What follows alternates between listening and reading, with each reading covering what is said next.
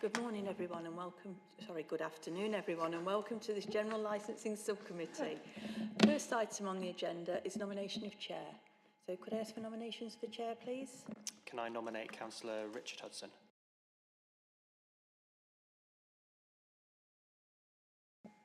I also nominate Councillor Richard Hudson. Thank you. I shall accept the nomination.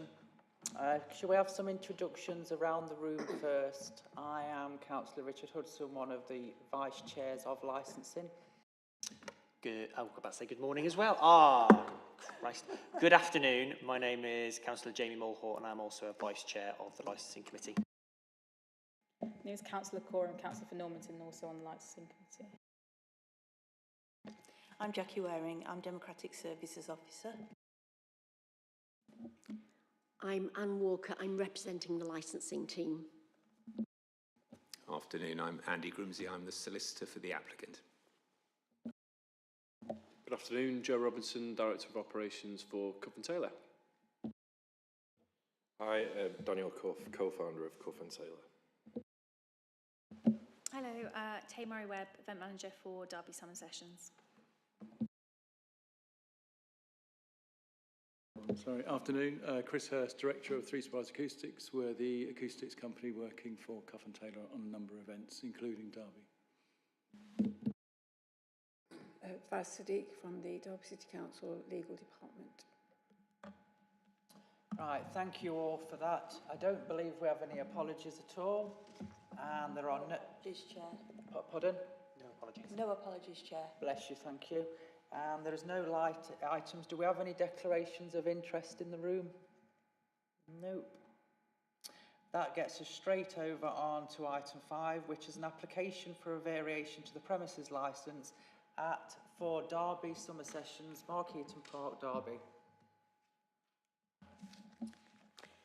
Thank you, Chair. Good afternoon, everyone.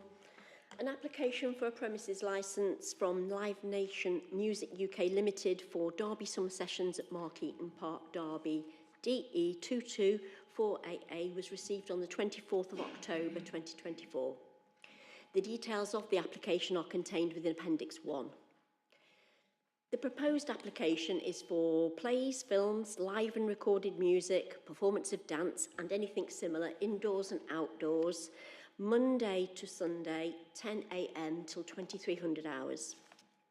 The sale of alcohol for consumption on the premises, Monday to Sunday, 10 a.m. till 2300 hours, with the opening hours proposed to be unrestricted, Monday to Sunday.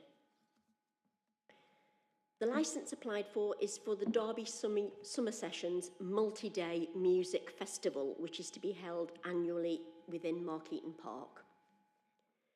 During the consultation period, no representations have been received from any of the responsible authorities, but we have received one representation from an other person. Amended conditions, however, have been agreed with Derbyshire Police, and these are listed as part of Appendix 2. They are a tweak on the original conditions, I believe, that were submitted by the applicant. Ms Johnson, who submitted the representation, details of this representation is in Appendix 3 of your bundle, is unable to attend the hearing today, but has submitted further information concerning her representation, which has been distributed to all parties prior to this hearing. In response, the applicant has provided a copy of their noise management plan and noise management compliance report, the proposed lineup for 2025, and details of the promoter Cuff & Taylor, who are part of Live Nation. And these have all been distributed to you. Ms Johnson has made some comments and observations concerning these documents, which have also been distributed to all parties. These concerns and comments perhaps could be dealt with by the applicant for the benefit of the committee here in the hearing. The committee is obliged to consider the application and the representation and subsequent further information that has been received from both parties In doing so, the committee should have regard to the Licensing Act 2003, the guidance issued under that Act, the Council's own licensing policy and the Human Rights Act. The options open to committee today are listed in 1.4 of the committee report, which is to grant the application as per the application, modify the conditions of the licence, or reject the whole or part of the application. Thank you, Chair. Thank you, that is very much appreciated. Thank you for going through that. Right, what kind of order do you think this is going to be best to present? Well, if we can hear from the applicant. Yes, go through you first, thank you. Thank you. Thank you, Chair, members of the panel. Firstly, without wanting to wind everybody up by sounding like a pedantic so-and-so, I just sort of clarify a couple of points. Chair, you mentioned it was a variation. It's obviously, it's a new application, so just to be clear on that. And Anne described these as a series, as a sort of festival, and they're really concerts, they're live music concerts. There is a difference, and I think it's important to make that point. So, can I just check, and I'm sure you'll say yes to this, that you've had an opportunity of reading the Cuff and Taylor and the lineup documents as well? Okay, well, I don't want to go too much into the background then, but let's get to the nuts and bolts of where we are today. We came to Mark Eaton Park in 2024 for what we hope is the first of a series of summer sessions. And it's really part of Cuff and Taylor's mission to realise the potential of cities like Derby and bring some really great talent into the city. They ran from the 12th of July until the 14th of July, and including talent like Becky Hill, Tom Jones and Madness. And they were a huge success. And not only in terms of sort of commercially and hopefully for the city, but in terms of compliance with the council's licence and the conditions and all that important stuff as well. You'll have seen the lineup, hopefully, for 2025. Simple Minds, Blossoms, Human League, Rag and Bone Man, Faithless, Jess Glynn. I'm a bit old for some of those, but I would gladly go to any of them. The licensing history, obviously in 2024, we operated under the council's licence. There's about 30 conditions on that licence they were all complied with. We obviously also had a noise management plan and a post-event noise compliance plan. Events like this and concerts like this are complex things, so you'll appreciate the build, the breakdown and everything in between. And they require a lot of attention, and there's a lot of documentation that we haven't bothered you with because they're not at issue, but you'll appreciate that's all there in the background. I think what's important for this hearing is that all through the planning phase and obviously the concerts themselves and proposed for the future, we've worked with environmental health, and obviously the events team, but environmental health, and particularly Chris. And Chris has come here today because if you've got questions and you want technical answer, here's the man to answer them. But clearly we haven't had any objections to the application from any of the responsible authorities, including environmental health, which we're pleased about.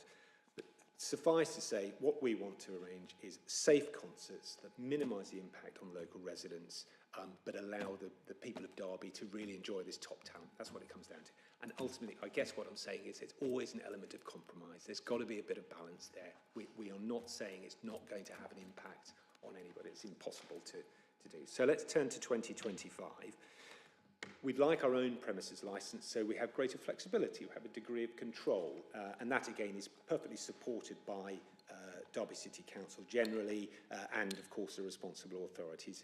It's understandable that if we want to make a commitment with the city, that we have our own licence, and the responsibility is then entirely on us, and the council doesn't have to worry about using their own licence. That's the reason for applying for our own licence.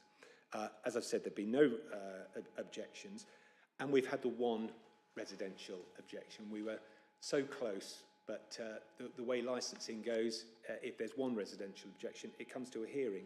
And of course, Ms Johnson is quite within her legal rights to make that objection and to require us to be here.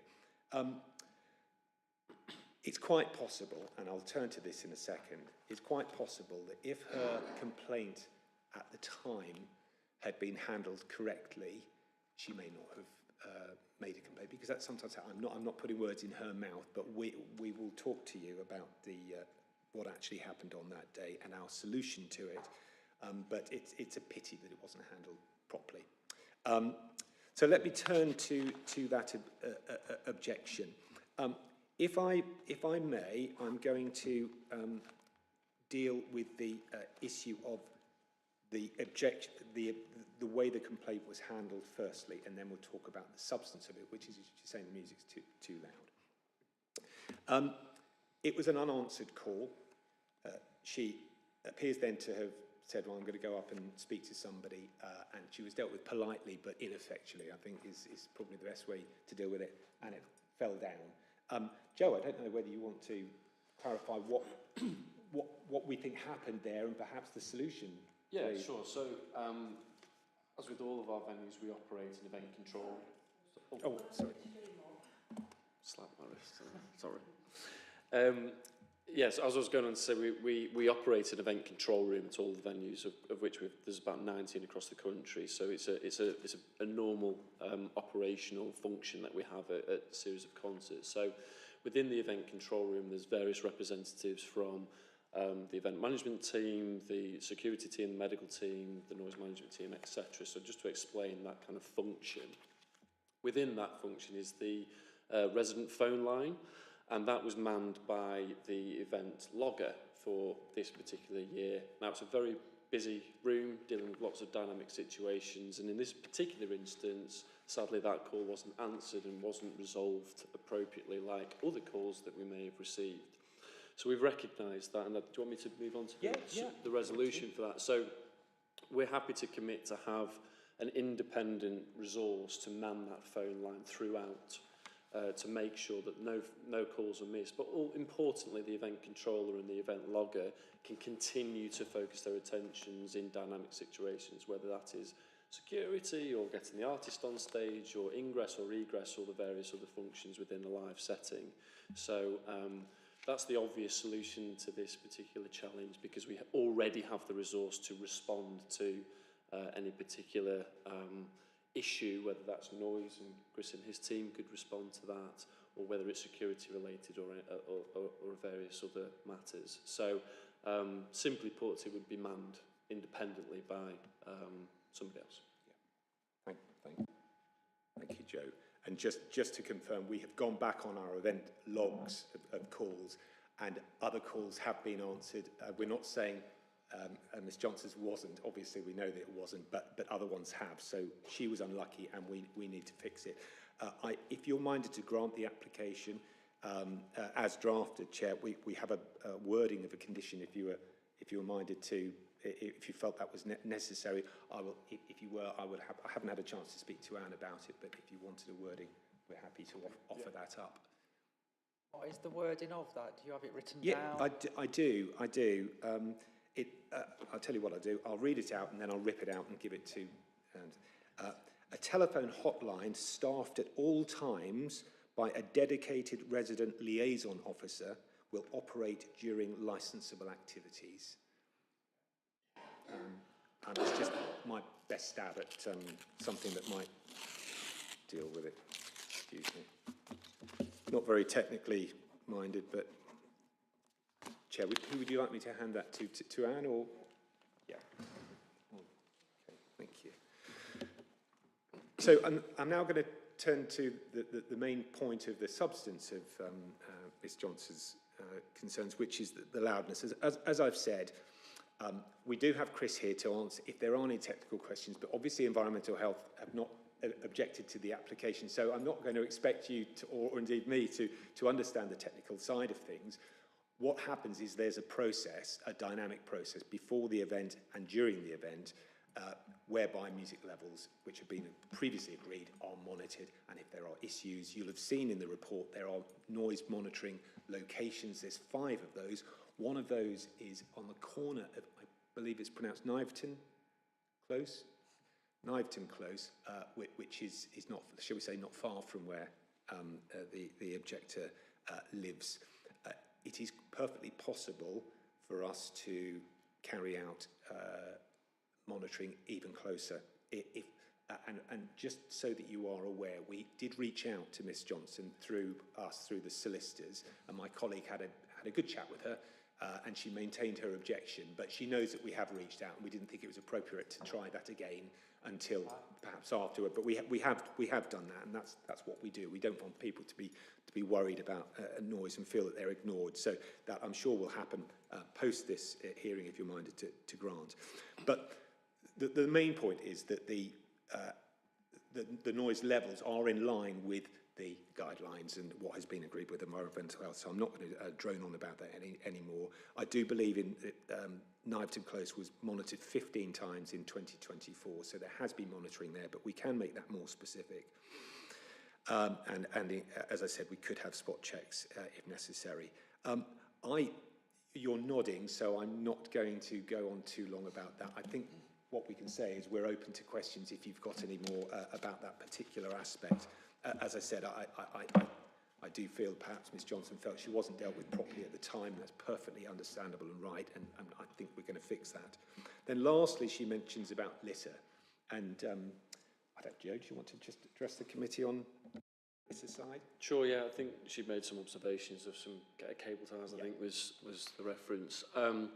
So Tay worked very closely as the event manager with the local authority throughout the event phase, particularly through the live phase, and actually had representatives from the event team within the event control setting this year, which was really helpful as particularly in year one, to have that resource and that local knowledge. And typically we would, when we go in to build a site, we would do a survey of the ground to make sure it's as expected, so we can build the stage and we can put the fencing in and the sanitary facilities, etc. Then we do the show, and then on the de-rig phase, where we take everything out, we would survey the land again. And it's possible that there would be small amounts of cable ties in certain areas. What we're proposing to do is formalise the hand back to the council a little bit more, so we would perhaps look for more detail in areas that we would be looking for, perhaps public footpaths, and where potentially residents would be walking around a little bit more than we did this year. So we would formalise that hand back to the council to make sure all parties are comfortable that the park is handed back in a reasonable condition. So yeah, and on the point of cable ties, sadly at the moment nobody's developed a product that is better. We do have a sustainability charter. It's very much a focus for us to reduce the amount of plastic that's used. We don't have single-use plastics on any of the bars as an example, but cable ties is an area of focus. Without labouring on too much about cable ties, we are trying to reduce the use of them by changing types of fencing. So this year we used a fence product called Harris, and Harris you can see through it, therefore we needed to screen it to avoid sightline issues. To attach the scrim you need to use cable ties. Next year we're proposing to use a different fencing product which would remove the need to actually use any of the cable ties.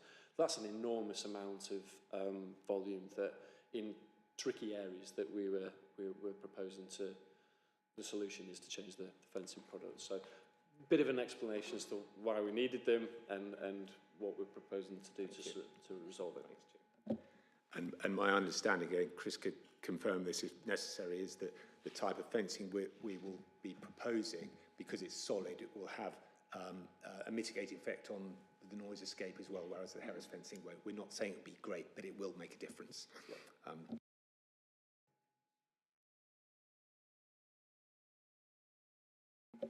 Chair, members of the panel, thank you so much for listening to us. As I said, we all know our stuff. We're here for questions if you have any. Thank you. This one objection is based around one phone call, which didn't go quite to plan. Do we know how many people attempted to access that phone number earlier this year? Yeah, we do actually have the call log. I'll hand over to Tay while she finds it. Sorry, just bear with me. I'm just going to count up the numbers. We've got the call log to hand, so I can see how many times that was actually picked up by event control. So it would have been 12 answered calls across the it was across the 3 days, but we actually only received calls for the first 2 of them.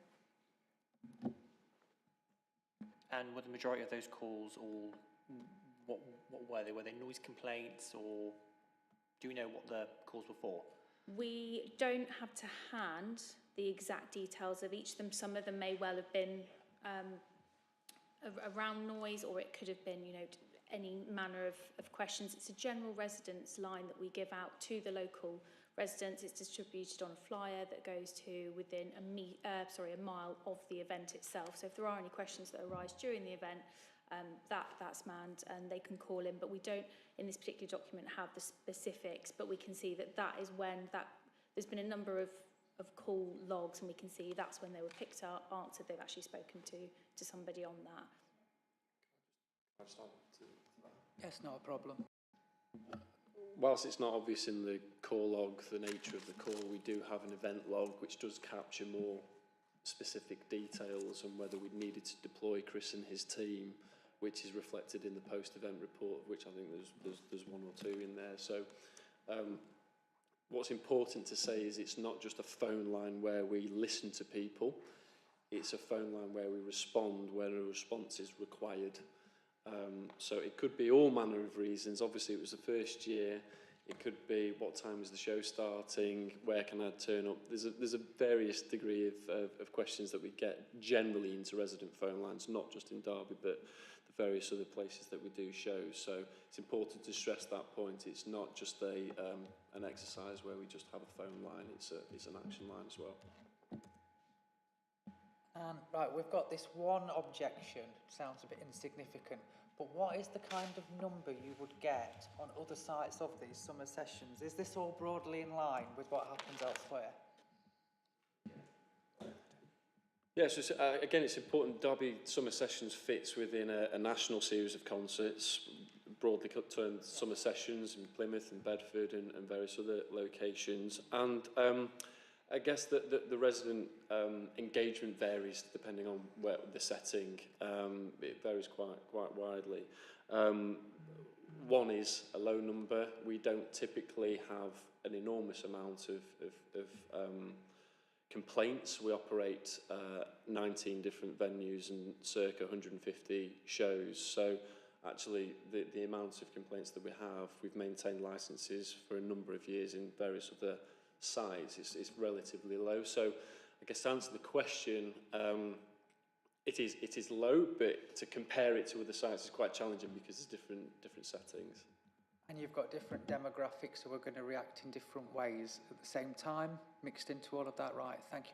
Right, we're a committee what's going to have to make this decision, and we make the decision for the licence is coming after the tickets have gone on sale, which to the public, if that was in the newspaper, that could look rather odd.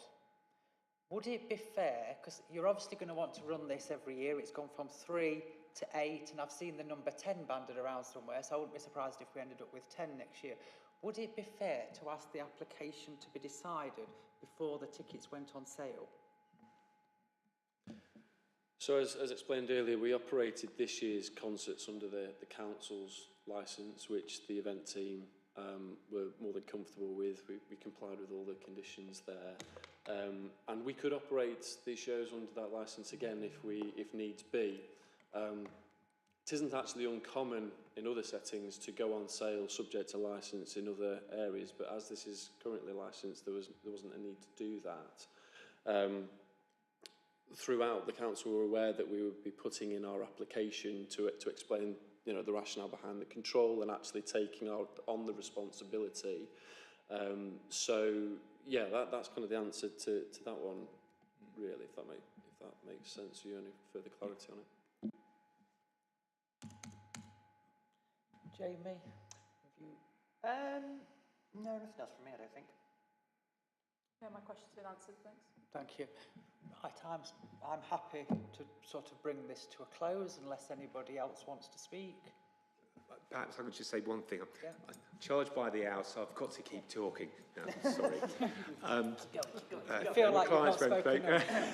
I just want to make it absolutely clear. It's really, really important to us from a commercial and a customer satisfaction point of view that hopefully, if you are minded to grant, you grant as it's drafted with the number of days that we've applied for and the times we've applied for. I know it's probably obvious, but I just wanted to stress that because, you know, we won't bore you with the deeds, so it's very, very important that that is if you were minded to grant. Thank you. Right, I'm almost happy to wrap this up. Thank you for coming today.